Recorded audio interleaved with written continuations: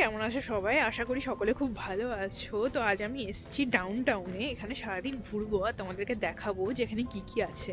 এখন হচ্ছে শনিবার সকালবেলা, তো সকালবেলাতেও এতই ঠান্ডা যে আমাকে এরকম টুপি নিতে হয়েছে, যেহেতু এখানে প্রচণ্ড ঠান্ডা। বেরিয়ে গেছি ভিডিও শ্যুট করবো বলে। কিছুদিন আগে তোমাদেরকে আইওয়া রিভার দেখিয়েছিলাম আর বলেছিলাম যে এখানে আইওয়া রিভারের জল পুরো জমে বরফ হয়ে যায়, তো আজকে সেটাই দেখাবো যে এখানে বরফ হয়ে গেছে, জল পুরো জমে।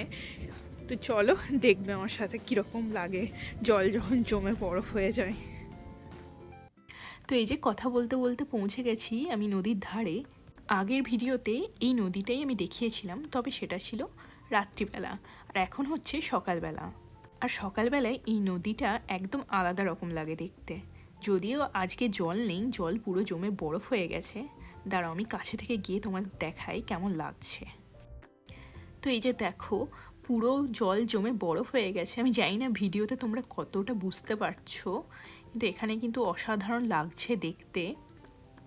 জলের উপরে এই যে সাদা সাদা লেয়ারটা দেখছো, এটা কিন্তু বরফ, এটার জন্যই সাদা লাগছে। তবে বরফের নিচে কিন্তু নদীর স্রোতটা ভালোই বোঝা যাচ্ছে, যেটা ভিডিওতে মনে হয় না ধরা পড়ছে।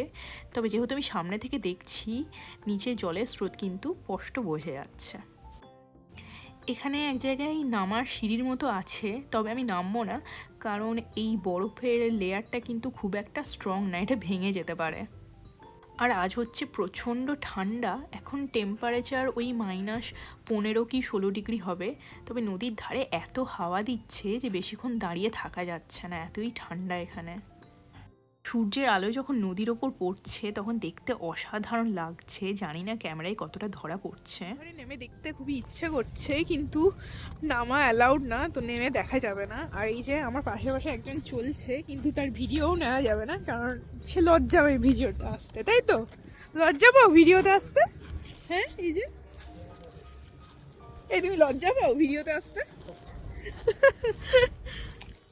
নদী তো অনেক দেখালাম, এবার তোমাদের একটু আশেপাশের জায়গাটাও ঘুরে দেখাই। এই যে বিল্ডিংগুলো দেখছো, এগুলো হচ্ছে ক্যাপিটাল বিল্ডিংয়ের এক একটা ভাগ। এখানে বিভিন্ন রকম সরকারি কাজকর্ম সব কিছু হয়ে থাকে। আর ক্যাপিটাল বিল্ডিং তো তোমাদের আগেই দেখিয়েছি, কেউ যদি না দেখে থাকো তাহলে গিয়ে দেখে নিতে পারো। ক্যাপিটাল বিল্ডিংয়ের একটি ভিডিও আমার চ্যানেলে অলরেডি দেওয়া আছে। আর এই যে রাস্তার ধারে এই বিল্ডিংগুলো দেখছো, এগুলো হচ্ছে ইউনিভার্সিটির এক একটা ডিপার্টমেন্ট। এখানে বলে রাখি, এই যে তোমরা রাস্তাগুলো দেখছো, এগুলো কিন্তু কোনোটাই সমান না, উঁচু নিচু রাস্তা। পুরো আইওয়াটাই এরকম, কোথাও সমান আবার কোথাও ঢালু, আবার কোথাও আবার ছোটোখাটো পাহাড়। এই রাস্তাগুলোই নামার সময় তো বেশ মজা লাগে, কিন্তু ওঠার সময় ততটাই কষ্টকর হয়ে ওঠে। স্পেশালি এই শীতকালে যখন ওপরে উঠি, তখন বাতাস এত ভারী থাকে যে চলতে বেশ কষ্ট হয়। আর এখানে দেখো এত রোদ উঠেছে, কিন্তু এই রোদ একটুও গায়ে লাগছে না, কারণ এখানে সূর্যরশ্মি পড়ে তির্যকভাবে। ভেবেছিলাম আজকে অনেকক্ষণ বাইরে থাকবো আর ভিডিও শ্যুট করব, কিন্তু করা যাচ্ছে না, কারণ এত ঠান্ডা এখানে। আর আমি হ্যান্ড গ্লাভস আনতে ভুলে গেছি, তো হাত একদম পুরো অবশ হয়ে যাচ্ছে, ভিডিও বানানোই যাচ্ছে না। কাছেই একটা মল আছে, তো সেখানেই যাব, কারণ ঠান্ডায় বাইরে থাকাই যাচ্ছে না। আছি ডাউনটাউনের একটা মলে, এর ভেতরে অনেক দোকান আছে আর তার সাথে অনেক রেস্টুরেন্টও আছে। তো আমি একটা কোরিয়ান রেস্টুরেন্টে যাব, তো চলো গিয়ে দেখি লাঞ্চে কী কী পাওয়া যাচ্ছে। তো আমি লাঞ্চে অর্ডার দিয়েছিলাম একটা বিবিনবাপ আর একটা বুলগোগি। এর আগে আমি কখনো কোরিয়ান খাবার খাইনি, এটা ফার্স্ট টাইম। এতদিন অবধি শুধুমাত্র ওয়েব সিরিজ আর মুভিতেই দেখেছি কোরিয়ান খাবার, আজকে প্রথমবার খেয়ে দেখবো, না জানি কেমন হবে খেতে। এটা রাইসের একটা আইটেম, রাইসের সাথে বিভিন্ন রকম স্যালাড আর একটা এগ দিয়েছে। ভালো মিষ্টি। খাবারগুলো খেতে মোটামুটি ভালোই ছিল, তবে আমার খুব একটা ভালো লাগেনি, খুবই বেশি মিষ্টি মিষ্টি খেতে ছিল। তোমাদের কার কার কোরিয়ান খাবার পছন্দ আমাকে জানিও। খাওয়া দাওয়া কমপ্লিট করে এখন হচ্ছে বাড়ি ফেরার পালা। তবে এখন এত তাড়াতাড়ি বাড়ি যাব না, যাব একটা পার্কে। তোমাদেরকে তো আগেই বলেছি যে আমার বাড়ির কাছে এখানে অনেকগুলো পার্ক আছে, তো তার মধ্যে আজকে একটা পার্কে যাব, সেটা পাহাড়ের ওপরে, আর পাহাড় থেকে ভালো সিটি ভিউ পাওয়া যায়। তো চলো তোমাদেরকেও দেখাবো কেমন লাগে পাহাড়ের ওপর থেকে পুরো সিটিটা দেখতে। এই পার্কটা আমার বাড়ি থেকে মাত্র 10 মিনিটের পায়ে হাঁটা রাস্তা। চলে এসেছি বেন্টন পার্কে। এটা হচ্ছে বেন্টন হিল পার্ক, যেটা আমার ঘরের পাশেই একদম আছে। আর এখানে কিছু অ্যাক্টিভিটিও আছে বাচ্চাদের জন্য, সেগুলো তোমাদেরকে দেখাবো আজকে। আর এখান থেকে খুব সুন্দর সিটি ভিউ আছে, সেটাও দেখাবো। তো চলো দেখবে। শীতকালে এত সুন্দর রোদ ঝলমলে বিকালবেলায় পার্কে হাঁটতে কিন্তু দারুণ লাগে। বিকাল 4টে মতো বাজে, খুব সুন্দর লাগছে দেখতে। প্রচণ্ড ঠান্ডা এখানে, কিন্তু ঠান্ডাতেও ভালো লাগছে। অন্যদিন এই পার্কে প্রচুর বাচ্চারা খেলতে আসে, কিন্তু আজ যেহেতু শনিবার সেজন্য আজকে পুরো পার্ক ফাঁকা। এখানে না পুরো আমাদের ইন্ডিয়ার থেকে উল্টো, আমাদের ইন্ডিয়াতে শনি রবিবার বাচ্চারা পার্কে যায়, আর এখানে উইকডেতে পার্কে আসে। কিন্তু উইকেন্ডে কোনো বাচ্চাই এখানে আসে না পার্কে খেলতে, উইকেন্ডে সবাই বাড়িতে থাকে। তো এই যে সামনের অ্যাক্টিভিটিতে দেখছো, আমি এটাতে ভাবছি উঠবো কি উঠবো না, কারণ এটা বাচ্চাদের জন্য। যদি উঠলে কেউ কিছু বলে, তার জন্যই জিজ্ঞেস করছিলাম বারবার যে এটাতে ওঠা যাবে কি না। অনেকদিন পর বাচ্চাদের পার্কে এসে বেশ মজা লাগছে। আর এই যে একটু এনজয় করছিলাম বাচ্চাদের মতনই।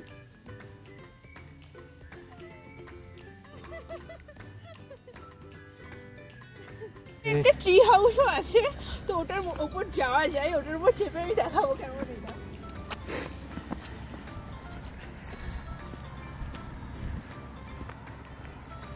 গ্রীষ্মকালে খুব সুন্দর লাগে জায়গাটা। এখন ফাঁকা একদমই, গাছের সমস্ত পাতা ঝরে গেছে যেহেতু শীতকাল। এই ট্রি হাউসে যাওয়ার জন্য একটা লোহার ব্রিজ আছে, আর ব্রিজটা না পুরো যখন যাচ্ছিলাম তখন নড়ছিল, বেশ ভয় লাগছিল যেতে, কারণ জানি না এটা কত পুরনো, যদি ভেঙে পড়ে যায় তাহলে হাত পা শিওর ভেঙে যাবে। তবে ভয়ের সাথে সাথে মজাও লাগছিল বেশ।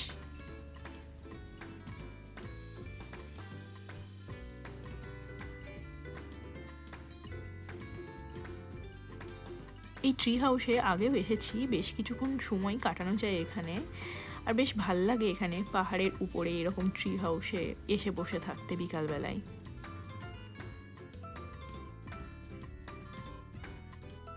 মাউন্টেন টেলের মতো একটা করা আছে, উপর থেকে সিঁড়ি ভিউটা দেখবো, কিন্তু এখানে কিছুই নেই।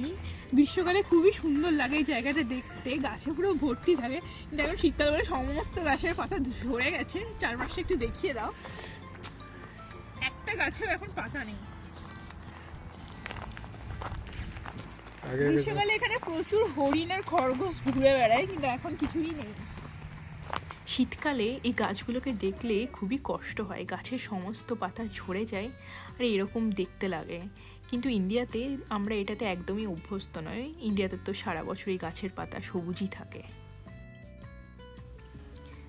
তো এই যে আমি পৌঁছে গেছি, আর এখানে আমি এই বাড়িগুলোকে দেখে ভাবছি এই বাড়িগুলো যাদের, তাদের কি মজা না, সামনে এরকম পাহাড় আর খোলা জায়গা, চাইলেই যে কোনো সময় চলে আসতে পারে।